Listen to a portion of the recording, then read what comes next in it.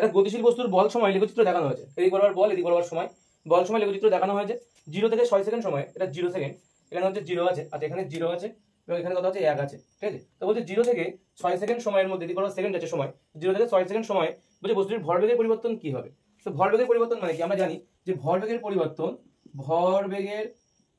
মানে কি, পরিবর্তন মানে বল ইন্টু সময়,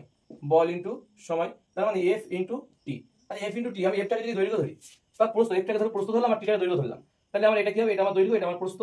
বা এটা আমার দৈর্ঘ্য, এটা এটুকু আমার প্রস্থ, তাই অর্থাৎ এই যে ক্ষেত্রফল, অর্থাৎ এর ভিতরের যে ক্ষেত্রফল সেটা কি নির্দেশ করছে, তাহলে বল ইন্টু সময় কি নির্দেশ করে, ভরবেগের পরিবর্তনকে নির্দেশ করে। তাহলে আমাদের বলেছে এই প্রশ্নে যে বস্তুটির ভরবেগের পরিবর্তন কি হবে সেটা বলতে হবে। তো এই ধরনের কোশ্চেন যদি দেয় আমাদের ভরবেগের পরিবর্তন চাইলে আমরা কি করতে পারি, আমরা এই যে অংশগুলো আছে, এই ক্ষেত্রফলগুলো আমরা বের করবো, যেগুলো মার্ক করলাম সেই মার্ক করা ক্ষেত্রফলগুলো আমরা বের করে দেখবো। তাহলে এটার ক্ষেত্রফল কত হবে, আমাদের কি দেখলাম -2, কিন্তু এটা নিচের দিকে, তাহলে ভরবেগের পরিবর্তন কত হবে, তাহলে -2,2 প্লাস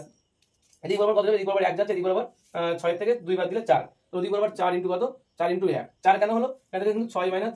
- 2 করতে হবে, 6 - 2 করলে কিন্তু এদিক বরাবর 4 আবার, এদিক বরাবর 1 আছে, তো 4 ইন্টু 1 করলাম, তাহলে কত হচ্ছে 2 × 4 মানে -4 ইন্টু +4, তাই তো, প্লাস আছে এখানে +4, -4 কেটে গেলে কত হবে 0, তাহলে ভরবেগের পরিবর্তন কত হবে, তাহলে ভরবেগের পরিবর্তন হবে 0, অর্থাৎ 0 হচ্ছে আমাদের অ্যান্সার, অপশন এ হচ্ছে রাইট অ্যান্সার। উত্তর কত হবে তাহলে 0, অপশন এ হচ্ছে আমাদের রাইট অ্যান্সার, ঠিক আছে।